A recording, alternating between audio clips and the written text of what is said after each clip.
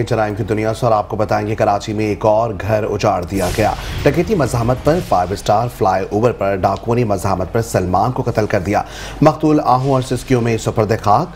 सलमान लियाकताबाद का रिहायशी और केटरिंग का काम करता था। अहले खाना गम से निढाल वाक़े में मुलव्विस मुल्ज़िमान की फौरी गिरफ्तारी का मुतालबा कर दिया।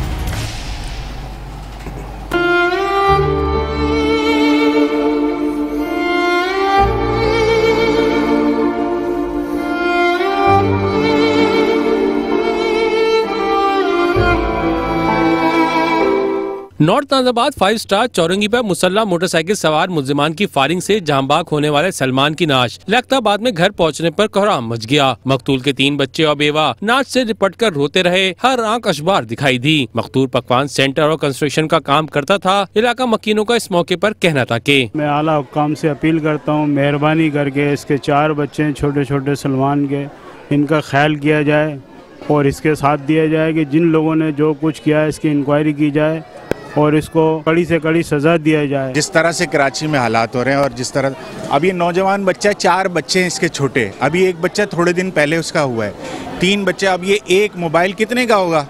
50,000 का होगा, 60,000 का होगा और वो बिकेगा आधी कीमत में। उस 30,000 के लिए एक बच्चे की जान ले ली, जिसके 4 बच्चे हैं, अभी बेवा एक लड़की हो गई, माँ बाप बेचारे इस तरह से। ये कराची में कब तक चलेगा ये? यानी कि नौजवान ये कब तक मरेंगे? ये इदारे और ये सिक्योरिटी फोर्सेस और ये पुलिस वाले कहाँ हैं? ये क्या कर रहे हैं? ये लड़का सलमान बहुत अच्छा था, उसको ज़बरदस्ती नाजायज़ मारा गया है कल रात को ना। पैसे तो खैर उसने दे ही दिए थे, पैसे देने के बावजूद आला हुक्काम से दरखास्त है कि इसका इंसाफ किया जाए। मकतूल सलमान की नमाज जनाजा रहमानिया मस्जिद में अदा की गई और C1 एरिया कब्रिस्तान में आहू और सुस्कियों में सुपर्द खाक कर दिया गया। कैमरामैन तारिक इशफाक के साथ जुल्फिकार पीरजादा, मेट्रो 1 न्यूज़, कराची।